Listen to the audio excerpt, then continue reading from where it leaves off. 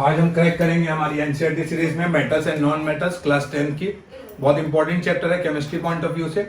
तो जैसे आप जानते हैं बाकी वीडियोस को लाइक बहुत अच्छा मिल रहा है, तो इसको भी दिएगा। और हम स्टार्ट कर रहे हैं अभी मेटल्स एंड नॉन मेटल्स से। पूरी एनसीईआरटी क्रैक कराऊंगा मैं अभी। चलो स्टार्ट करते हैं। देखो यहाँ पे लिखा हुआ पहले इसी मेटल्स एलिमेंट्स होते हैं जो कि ज्यादातर किससे बिलोंग करेंगे, एस ब्लॉक से।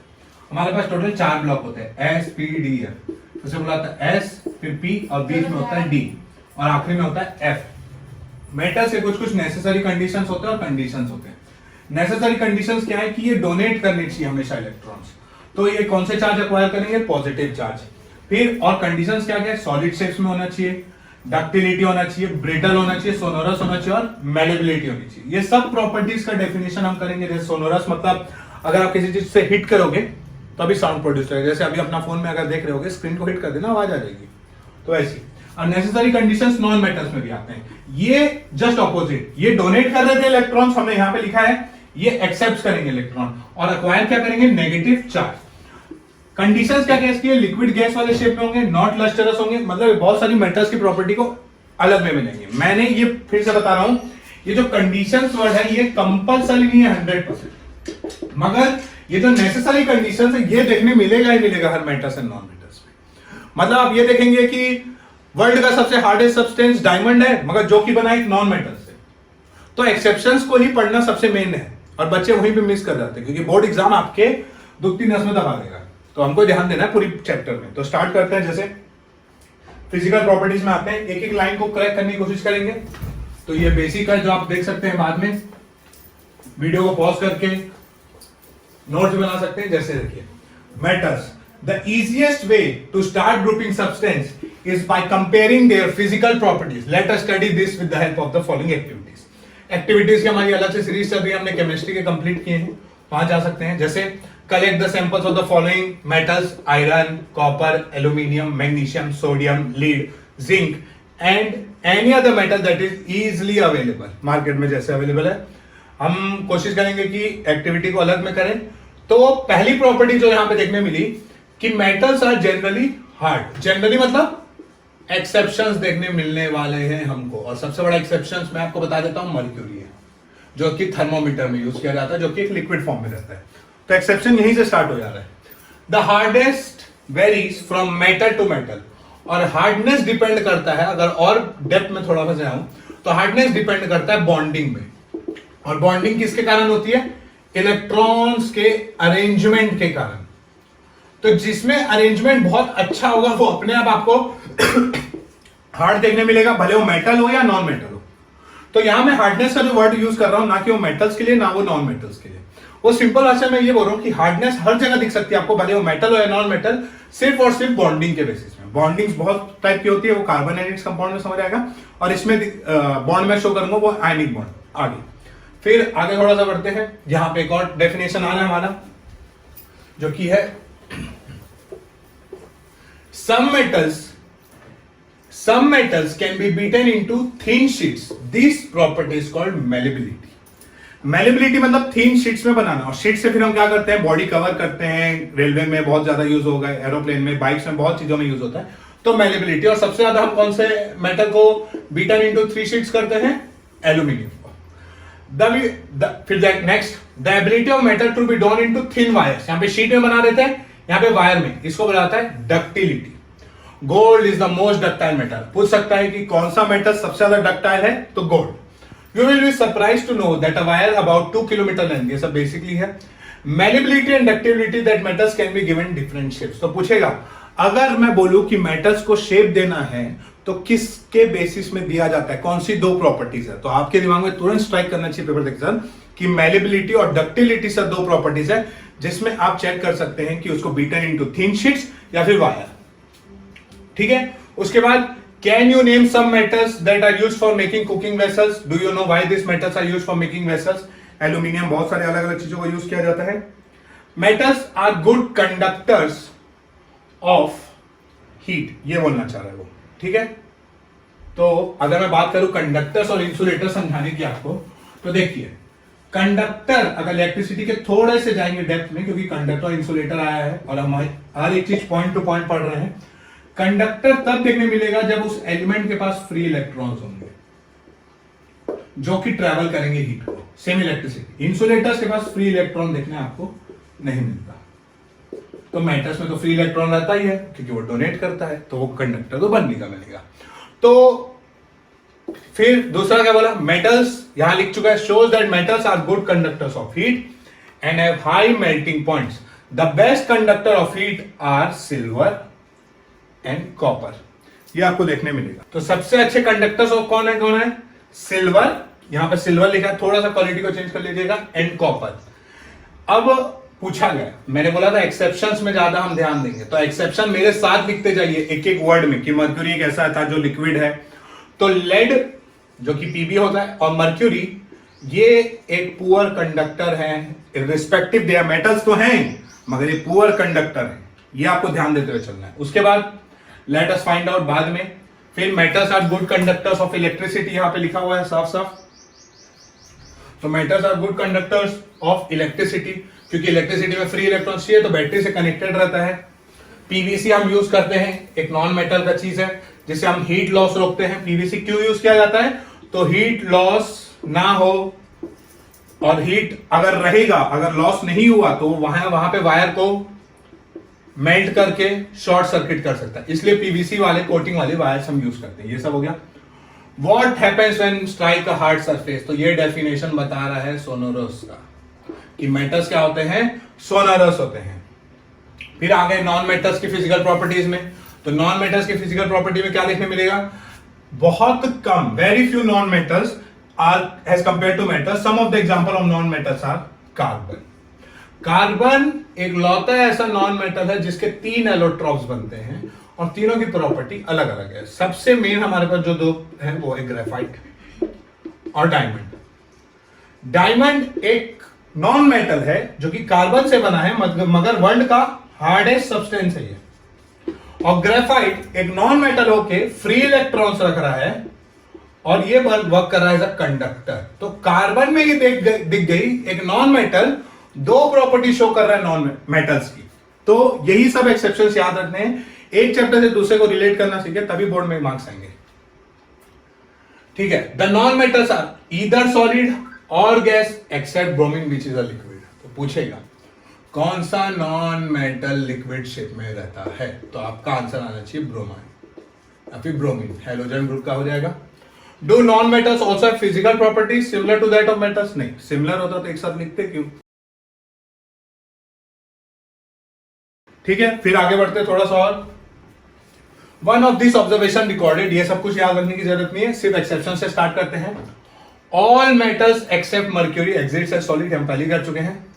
Metals have high melting and boiling point. अब आ जाते हैं फिर से कॉन्सेप्ट में, वर्ड टू वर्ड रीड कर रहा हूं मैं, साथ में चल रहा हूं, बस जहां जहां मेरे को लग रहा है समझा सकता हूं वहां समझा रहा हूं। देखिए, जितना ज्यादा मेल्टिंग पॉइंट होगा और जितना ज्यादा बॉइलिंग पॉइंट होगा, इसका यह मतलब है मेल्ट कर रहे हैं आप और यहां पे बॉइल कर रहे हैं, मतलब दोनों जगह आप बेसिकली किसी चीज की बॉन्डिंग को वीक करने वाले, किसी भी बॉन्डिंग को आप क्या करने वाले हैं, वीक। और बॉन्डिंग को वीक करना है तो हीट तो लगेगा।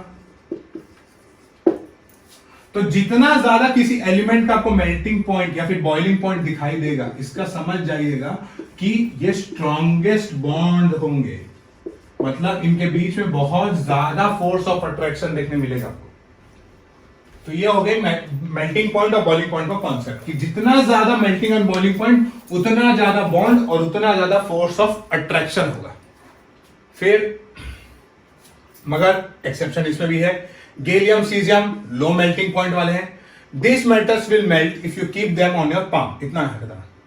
आयोडीन एक नॉन मेटल होके लश्चरस है, मेटल की प्रॉपर्टी एक नॉन मेटल शो कर रहा है। तो यही एक्सेप्शंस होते हैं कि आप एक ही चीज को पढ़ते रहेंगे तो सीबीएसई वैसे क्वेश्चंस नहीं पूछ करेगा, वो उस चीज में देख जाएगा कि आपकी रीडिंग कितनी खतरनाक है, और इसलिए एनसीईआरटी सीरीज आया है। कार्बन एक नॉन मेटल है, exist in different forms. Diamond एक एलोट्रॉप हो गया कार्बन का, हार्डेस्ट नेचुरल सब्सटेंस है, वेरी हाई मेल्टिंग पॉइंट है क्योंकि हार्डेस्ट है। Graphite another allotrope is a conductor of electricity क्योंकि फ्री इलेक्ट्रॉन्स दे देता है। अल्कली मेटल्स, अल्कली मेटल क्यों बोला गया है कि मेटल्स जो होते हैं वो एक्चुअली बेसिस के साथ एसोसिएटेड रहते हैं, और जो नॉन मेटल्स होते हैं वो एसिड के साथ एसोसिएट रहते हैं। तो अल्कली क्या वर्ड होता है, फिर से alkali are bases which are soluble in water. तो lithium, sodium, potassium are so soft that they can be cut with a knife. मगर सबसे सॉफ्ट अगर पूछेगा तो गैलियम और सीजियम ही बोला जाएगा, क्योंकि मेल्टिंग पॉइंट बहुत वीक है। Elements can be more classified as metals and non metals on the basis of the chemical properties. Chemical property में इजी क्यों है और फिजिकल प्रॉपर्टी में इजी क्यों है? क्योंकि देखिए, फिजिकल प्रॉपर्टी जो आप आंखों से देखते हैं वो होता है, और केमिकल प्रॉपर्टीज मतलब जो केमिस्ट्री से रिलेटेड, मतलब एटम्स, बॉन्ड, इलेक्ट्रॉन्स, इन सब से रिलेटेड। और कोई भी चीज, हर बॉडी बनना स्टार्ट होती है एटम से, तो इसलिए इंपॉर्टेंट है केमिकल प्रॉपर्टीज पढ़ना। हम स्टार्ट करते हैं। नॉन मेटल मैंने बोला था एसिड से एसोसिएटेड है, इसलिए वो कैसे ऑक्साइड बनाते हैं, एसिडिक, तो dissolve in water. On the other hand most metals, जो कि बेस मैंने बोला था, गिव टू बेसिक ऑक्साइड, ये होता है। यहां पे कुछ कुछ दिया है, give an example, liquid at room temperature, bromine है, ठीक है। सॉरी, मेटल्स पूछा था ना, तो मेटल पूछेगा तो मर्क्यूरी हो जाएगा। Cut with a knife, potassium हो जाएगा। बेस्ट कंडक्टर ऑफ हीट पूछ रहा है, पुअर कंडक्टर पूछ रहा है, तो ये सब याद रखने वाली चीज है। Lead poor conductor of heat है, ठीक है। उसके बाद chemical properties of metal. Chemical properties of metal में आते हैं, what happen when metals are burned in air, मतलब ऑक्सीजन के प्रेजेंस मतलब कंबशन होगा, तो मेटल्स जब भी ऑक्सीजन से रिएक्ट करेंगे तो मेटल ऑक्साइड बनेगा। तो ये सब चीज तो आप पढ़ सकते हैं। मैंने क्यों ये सीरीज लगी ये पहले समझिए। यहां पर देखिए, हिसाब से लिखिए। For example, when copper is heated in air it combines with oxygen to form copper two oxide. Copper two मतलब 2 इलेक्ट्रॉन देने वाला copper, and a black oxide. तो पूछ सकता है कलर, आपको एनसीईआरटी रीड करने की जरूरत नहीं है इस वीडियो को देखने के बाद, सिर्फ क्वेश्चंस में जाइए। तो कॉपर ऑक्साइड का पूछेगा कलर, अगर क्वेश्चन तो ब्लैक। क्वेश्चन कैसे आएंगे, एक्स एक सब्सटेंस है, उसको ऑक्सीजन में जलाया गया, एक ब्लैक कलर का पाउडर देखने मिला या फिर जैसा भी, तो आंसर एक्स क्या है पूछेगा। तो एक्स बोल रहा है सर कॉपर ऑक्साइड है एक्स, ऐसे काम करता है ये। तो हमको ये करना है, हमको एनसीईआरटी के साथ साथ हर एक कॉन्सेप्ट के साथ क्वेश्चन स्टार्ट करने हैं। फिर अलग एल्यूमिनियम फॉर्म्स ऑक्साइड। एल्यूमिनियम को खास बात क्या देखो, copper oxide react with HCl। अब कॉपर क्या है चलो समझते हैं, मेटल। मेटल्स के साथ कौन सा रह गया, बेस। मेटल्स के साथ बेस किससे रिएक्ट कर रहा है, एसिड के साथ। तो न्यूट्रलाइजेशन रिएक्शंस के बाद क्या हो जाएगा, सॉल्ट प्लस वाटर। तो ये देखो लिखा हुआ, metal oxides are basic, react कर रहे हैं एसिड के साथ, तो ऑफ कोर्स न्यूट्रलाइजेशन रिएक्शन देखने मिलेगा, सॉल्ट और वाटर बनेगा। बट सम मेटल्स, एक्सेप्शंस यहां भी, aluminium oxide, zinc oxide show both acidic as basic behaviour.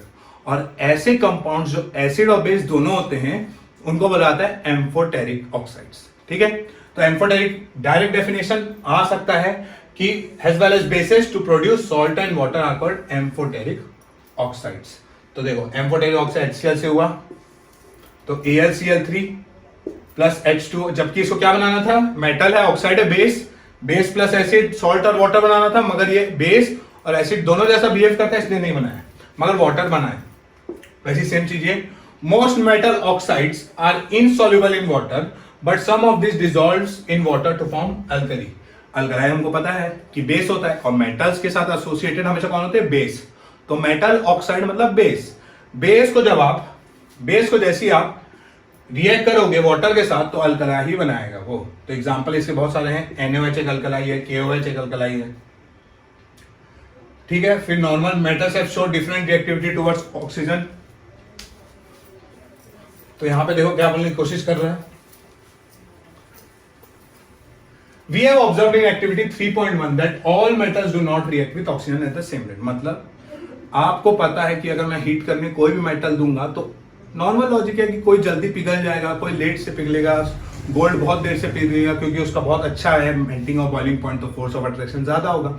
तो हर चीज का ना मेल्ट होने की कैपेसिटी अलग रहती है और रिएक्ट करने की कैपेसिटी अलग होगी। ऑक्सीजन के साथ कोई जल्दी रिएक्ट करेंगे, तो जो जल्दी रिएक्ट करते हैं उनमें यह भी समझ जाइएगा कि बॉन्ड वीक हो गए। बॉन्ड जिसमें वीक वो रिएक्टिव, बॉन्ड जिसमें ज्यादा स्ट्रॉन्ग वो अनरिएक्टिव होगा। अनरिएक्टिव मतलब in the sense late react करेगा। Different metals show different reactivity towards oxygen. Metal such as potassium जो कि कट विद अ नाइफ था, सोडियम रिएक्ट सो विगरसली क्योंकि कट विद अ नाइफ मतलब knife से cut जा रहा है, मतलब बहुत बॉन्ड्स बहुत वीक है, बॉन्ड्स बहुत वीक है, तो अल्टीमेटली ज्यादा रिएक्ट किया and catches fire, hence to protect them prevent accidental fire they are kept in immersed kerosene oil. Question आएगा why potassium and sodium are kept in kerosene oil. Sir because potassium बहुत reactive है, वो जब knife से cut हो सकता है, मतलब उसकी बॉन्डिंग बहुत वीक है, और जिसकी बॉन्डिंग बहुत वीक होती है बहुत ज्यादा रिएक्टिव होता है। रिएक्टिव होता है तो सर अल्टीमेटली ऑक्सीजन इजिली उससे रिएक्ट करता है और फायर कैच कर सकता है। ये वर्ड को आराम से आप अपनी कॉपी में नोट करते हुए धीरे धीरे लिख सकते हैं। At ordinary temperature, the surface of metals such as magnesium, aluminum, zinc are covered with a thin layer of oxide. In metals को रिएक्ट करने के लिए कि ऑक्सीजन इनके साथ रिएक्ट करके कोई और बाई प्रोडक्ट ना बना दे जिससे इस मेटल की प्रॉपर्टी खराब हो जाए, हम उसको एल्यूमिनियम ऑक्साइड से रिएक्ट कर देते हैं ताकि वो अंदर की चीजें ना खाएं। और इसी को हम पढ़ेंगे इस प्रोसेस में एनोडाइजिंग बोला जाता है। एनोडाइजिंग एक प्रोसेस है forming a thick oxide layer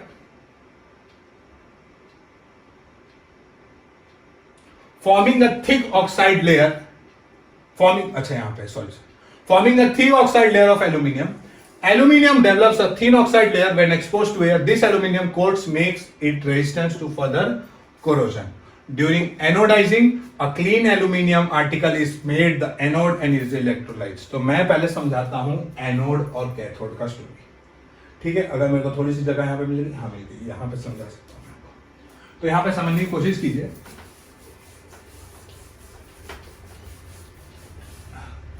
ये होता है एनोड और ये होता है कैथोड। हम दोनों साइड ले लेते हैं। कोई भी कंपाउंड दो चार्जेस से बनता है, प्लस चार्ज और एक माइनस चार्ज, और इसी को आयनिक कंपाउंड्स बोला जाता है। प्लस चार्ज को बोला जाता है कैटायन और माइनस चार्ज को बोला जाता है एनायन। अब नॉर्मल लॉजिक है कि ऑपोजिट चार्जेस अट्रैक्ट करेंगे, तो माइनस वाला उठ के कहां घुसने की कोशिश करेगा, प्लस वाले के पास। अब प्लस वाला कौन है, ये।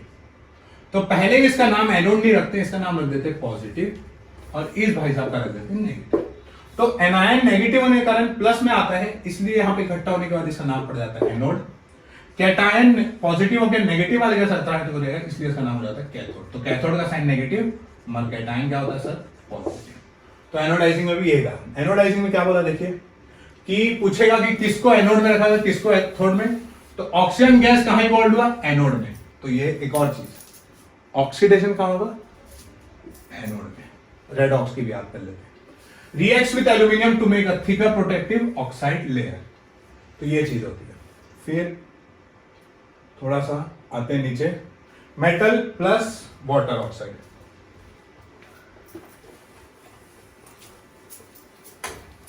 Metal plus water metal oxide बनाएगा, जो कि मेटल ऑक्सीजन भी रिएक्ट करे थे, मगर एक्स्ट्रा क्या दे देगा, हाइड्रोजन। मेटल ऑक्साइड फिर वाटर से रिएक्ट करके मेटल हाइड्रोक्साइड बनाएगा, मगर हमको एक्सेप्शंस पढ़ने, ये सब चीज तो पढ़ सकते थे तुम। Metals like potassium and sodium react violently with cold water. तो ये वर्ड समझना है कि कौन कौन कोल्ड वाटर, कौन कौन hot water. In case of sodium and potassium the reactivity is so violent and exothermic that the evolved immediately catches fire. Metals like potassium and sodium react violently with cold water. In case of sodium and potassium, the reaction is so violent and exothermic. मतलब पूछेगा कि कौन से metals में ये देखने मिलता है कि हीट लिबरेट हो रही है, और हीट लिबरेट होना ही मतलब होता है एक्सोथर्मिक रिएक्शन। वहीं पे कैल्शियम जो है वो लेस रिएक्टिव है। The heat evolved is not sufficient for the hydrogen to catch fire. मतलब हीट को देगा नहीं गया तो एक्सोथर्मिक नहीं आएगा। Calcium starts floating because the bubbles of hydrogen gas. तो पूछेगा कि जब भी कोई मेटल वाटर से रिएक्ट करता है तो किसके बबल्स बनते हैं, तो हाइड्रोजन गैस के बबल्स बनते हैं। Magnesium does not react with cold water बोल रहा है, ठीक है। Magnesium does not react with cold water, it reacts with hot water to form magnesium hydroxide and hydrogen. It also start metals like aluminium, iron, zinc do not react either with cold water nor water. They react with steam. तो aluminium और किसका word नाम use किया था, iron और zinc, ये तीनों steam से रिएक्ट करेंगे। कोल्ड वाटर से कौन किया था, मैग्नीशियम, पोटेशियम, और वो हॉट वाटर से, ये सब याद रखना आपको। फिर what happens when metal react with acid. तो मेटल एक डाइल्यूट एसिड ले लिया, मेटल हमने बोला था बेस से एसोसिएटेड है तो सॉल्ट तो बनना तय था, मगर ऑक्साइड नहीं है और वाटर बनाने के लिए ऑक्सीजन की जरूरत होती है, इसलिए सिर्फ हाइड्रोजन आता है, क्योंकि ऑक्सीजन नहीं है, नहीं तो वाटर बनता। Hydrogen gas is not evolved when a metal reacts with nitric acid. It is because HNO3 is a strong oxidizing agent. मतलब वो किसी को ऑक्सीजन देगा और खुद रिड्यूस होगा, ये मतलब होता है ऑक्सीडाइजिंग एजेंट। ऑक्सीडाइजिंग एजेंट कौन होता है? जैसे ये कैप है, मान लेते हैं ये एक जगह से दूसरी जगह जाके दूसरे को दूसरा पेन जिसके पास कैप नहीं था उसमें कैप बना, तो यहां वाले पेन का क्या हो गया? कैप गया। ये होता है मेथड ऑक्सीडाइजिंग एजेंट का। To produce water and itself get reduce to any of the nitrogen oxide, बहुत सारा बन सकता है, मगर मैग्नीशियम रिएक्ट कर देता है, मतलब ये सब एक्सेप्शन है। तो ये बोला गया कि जो रिएक्टिविटी होती है मेटल्स की अगर बात करें तो मैग्नीशियम सबसे ज्यादा, फिर एल्यूमिनियम, फिर जिंक, फिर आयरन। टेम्परेचर की बात को छोड़ देता है। एक्वारेजिया क्या है? 3:1 के रेशियो में एक ऐसा मिक्सचर तैयार किया गया है जो कोल्ड को पिघलाने में काम आता है। और ये जो है 3:1 के रेशियो में कौन सा एसिड है देख लीजिए, हाइड्रोक्लोरिक एसिड, कंसंट्रेटेड वाला। एसिड बेस में बताया मैंने, डाइल्यूट क्या होता है, कंसंट्रेटेड क्या होता है देख लीजिए। और कंसंट्रेटेड नाइट्रिक एसिड, तो 3:2 में H2SO4, 1 के रेशियो में HNO3 लिया जाता है और एक्वारेजिया बनाया जाता है जो कि able to dissolve gold and platinum. फिर ये कॉक टेस्ट ट्यूब वाला ये है मेल्ट सॉल्यूशन मेटल ए, ये डिस्प्लेसमेंट रिएक्शन की बात कर रहा है कि देखिए होता क्या है डिस्प्लेसमेंट रिएक्शन में, होता क्या बेसिकली मैं समझाता हूं एक तो एग्जांपल से। जैसे सोडियम, ठीक, Cl प्लस के, तो ये एक सॉल्ट हुआ क्योंकि ना तो इसमें हाइड्रोजन है, तो हाइड्रोजन और ऑक्सीजन नहीं दिख रहे तो सॉल्ट सॉल्यूशन मान लेते हैं। मैंने उसको के से रिएक्ट किया, तो रिएक्टिविटी सीरीज में ये बोलता है कि जो मोस्ट रिएक्टिव मेटल होगा वो किसी कंपाउंड के उस मेटल को हटाएगा। ये क्लोरीन को नहीं हटाएगा, ये मेटल है तो ये इस कंपाउंड से मेटल को ही हटाने वाला है। तो के क्या करेगा? सोडियम एक मेटल है, पोटेशियम, तो पोटेशियम ज्यादा रिएक्टिव होने के कारण Na को बाहर कर देगा, उसके बाद KCl करेगा और Na साइड में लिखा जाएगा। ये होता है डिस्प्लेसमेंट रिएक्शन। मगर क्या हर जगह कोई भी किसी को धक्का दे सकता है? नहीं, सिर्फ रिएक्टिविटी सीरीज में डिपेंड करता है। पोटेशियम, सोडियम, तो इसका एक तो ऐसे नॉर्मल खोयम जैसा रहता है, बहुत सारे गूगल में मिल जाएंगे आपको। हम लोग ऐसे बोलते हैं, please stop calling me a cute zebra, I don't like Harry, call me silver jubilee, ऐसे करके रहता है। लिस्ट जो सबसे ज्यादा रिएक्टिव होंगे, मतलब पोटेशियम, सोडियम को घटिया। अगर मैं समझाने की कोशिश करूं, समझ लो यहाँ पे PbCl है और ये रिएक्ट कर रहा है, PbCl रिएक्ट कर रहा है कॉपर से, तो क्या बच्चे गलती क्या करते हैं? कॉपर Cl बना देंगे और Pb को अलग। नहीं, कॉपर नीचे है, लेड ऊपर है, ऊपर वाले नीचे वाले को धक्का दे सकते हैं, नीचे वाले ऊपर वाले को सॉल्ट सॉल्यूशन से उसके धक्का नहीं देंगे। तो ये है पूरा हमारा नो रिएक्शन ये सब। अब how do non metals and metals react? Metals और नॉन मेटल्स रिएक्ट कैसे करते हैं? देखो, रिएक्टिविटी के लिए आपको समझने की जरूरत क्या है, पहले ये देखो। कोई भी चीज रिएक्ट अगर करती है तो रिएक्ट करती है अपने अवेलेबिलिटी ऑफ इलेक्ट्रॉन से। बहुत इंपॉर्टेंट है, केमिकल में पूरा आपको इलेक्ट्रॉन्स में ध्यान देना है, अवेलेबिलिटी ऑफ इलेक्ट्रॉन्स। मेटल एक प्लस इलेक्ट्रॉन रखता है, मतलब डोनेट करने के लिए रेडी है, ठीक। एक नॉन मेटल माइनस चार्ज रखता है, मतलब वो एक्सेप्ट करने के लिए रेडी है। तो सोडियम का एटॉमिक नंबर पहले याद रखो। जैसे सोडियम का एटॉमिक नंबर हो गया 11, इसको शेप में भरोगे तो 2 8 1, मतलब कितने फ्री इलेक्ट्रॉन इसका? एक डोनेट करने के लिए रेडी है। क्लोरीन का होगा एटॉमिक नंबर 17, तो 2 8 7, तो ये 7। सोडियम के पास 1, क्लोरीन अपने पास रखा है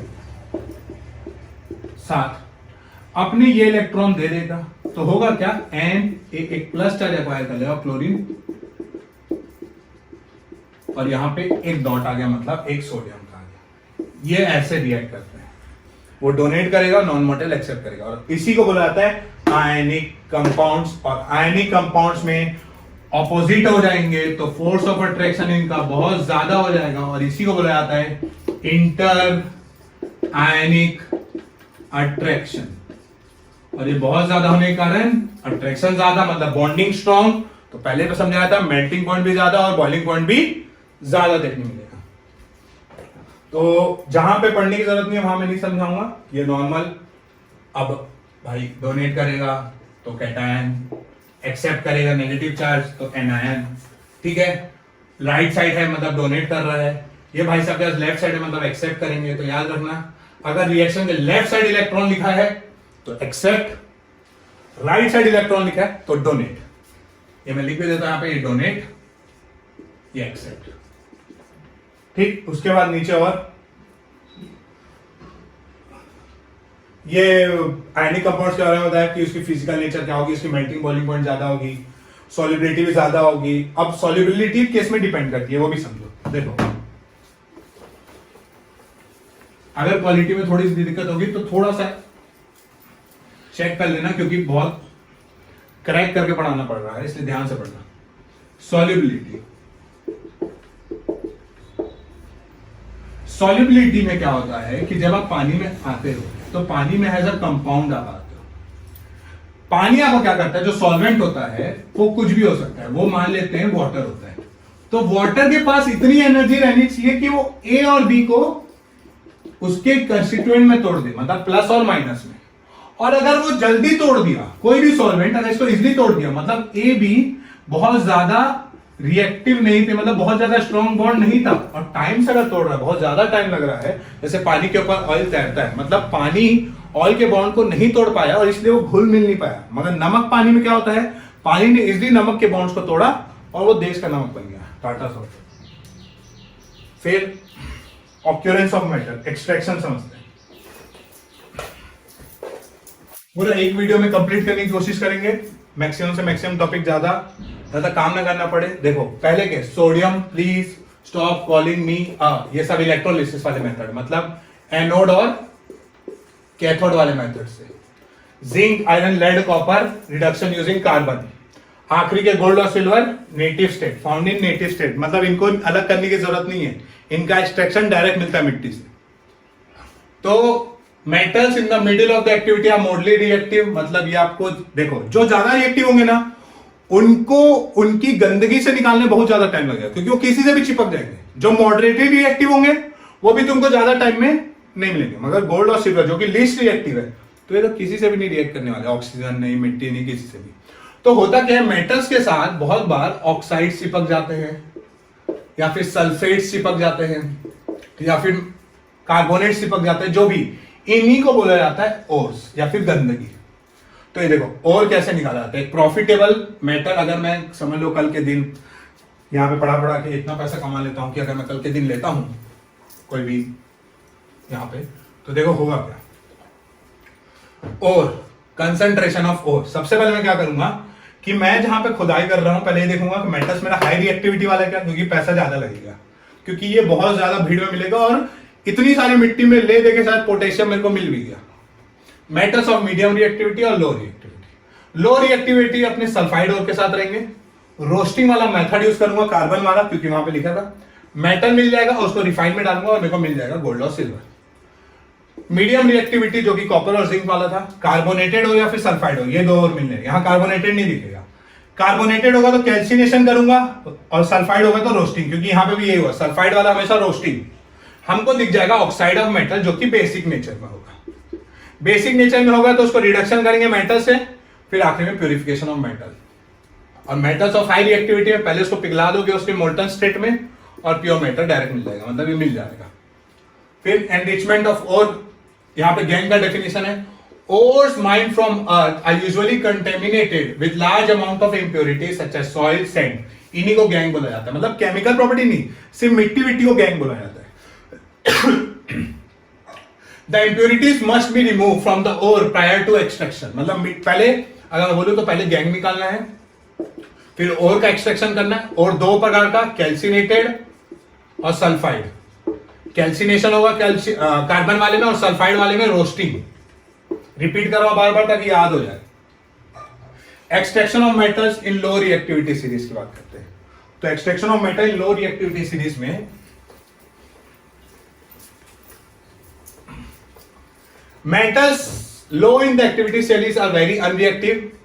The oxides of these metals can be reduced to metals by heating alone. For example, China bar is an ore of mercury. China bar जैसे बोलते हैं HGS, तो याद रखो मर्क्यूरी का और क्या है, तो चीना बार। When it is heated in air, जैसे ऑक्सीजन में कंबशन हुआ, HGO मिल जाता ऑक्साइड, ऑक्साइड को हीट किया गया, आपके सामने मिल गया। Copper which is found in sulphide ore, तो रोस्टिंग बोला जाता है इसको, तो इसको भी 3O2 में हीट किया गया, हीट किया तो कॉपर ऑक्साइड, ऑक्साइड जैसे मिलता है सल्फाइड से रिएक्ट करके, ये ऐसे करके। मिडिल रिएक्टिविटी सीरीज वाले में zinc sulphide O2 heat zinc को कैल्सिनेशन किया जाएगा, तो कैल्शियम कार्बोनेट मतलब उसी मेटल का कार्बोनेट हीट जिंक ऑक्साइड मतलब कार्बन, क्योंकि भाई कैल्सिनेशन है तो लेना तो पड़ेगा। अब समझो पूरा चीज, बोलना तो ऐसा तो सब बोल दिए होंगे, मैं अब समझाता हूं, पहले बोलता हूं फिर समझाऊं।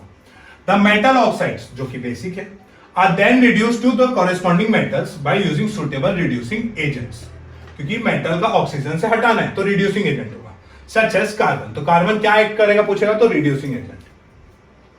बीइंग यूज्ड इन कार्बन या फिर coke to reduce metal oxide to metals, displacement reaction भी किया जाता है, ये for extraction of metal towards the topper. ये तो ये अच्छे समझो, देखो एनोड लेफ्ट साइड इलेक्ट्रॉन है मतलब डोनेट करेगा, मैंने पूरा बताया। कैथोड में क्लोरीन, एनोड में तो कैथोड में नेगेटिव, एनोड आपका पॉजिटिव, पूरा बताया। पॉजिटिव में कंसंट्रेशन देखो, कॉपर निकल रहा है पॉजिटिव से, नेगेटिव में इकट्ठा हो रहा है, पॉजिटिव से नेगेटिव कनेक्टेड है बैटरी। एनोड हमारी पॉजिटिव होती है क्योंकि उसमें एनायंस आगे इकट्ठा होते हैं, क्योंकि ऑपोजिट इलेक्ट्रोड में ऊपर में मैंने बताया, तो वो इलेक्ट्रोलिटिक रिफाइनिंग है। कोई भी डाउट होगा मेरे से कमेंट बॉक्स में पूछ लीजिएगा। प्रिवेंशन ऑफ कोरोजन, एनोडाइजिंग हमने पढ़ा था कि एक मेटल के ऊपर दूसरे की चादर चढ़ा देंगे तो ऑक्सीजन अगर आएगा तो ऊपर वाले लेयर को खाएगा तो नीचे वाला लेयर बच जाएगा, तब तक फिर वापस उसको पेंट रबर पेंट करके निकाल देंगे। तो वंडर ऑफ एशियन मॉन्यूमेंट्स ऐसे ये बोल रहा है कि आज तक the iron pillar near the Qutub Minar in Delhi was built 1600 years ago by the iron workers of India. They developed the process which prevented iron from rusting. क्योंकि आयरन की जो क्वालिटी इसमें यूज की गई है वो बहुत ज्यादा हाई है और वो रिएक्ट ही नहीं कर रही है, तो इसलिए ये आज तक बचा हुआ है। 8 मीटर हाई है।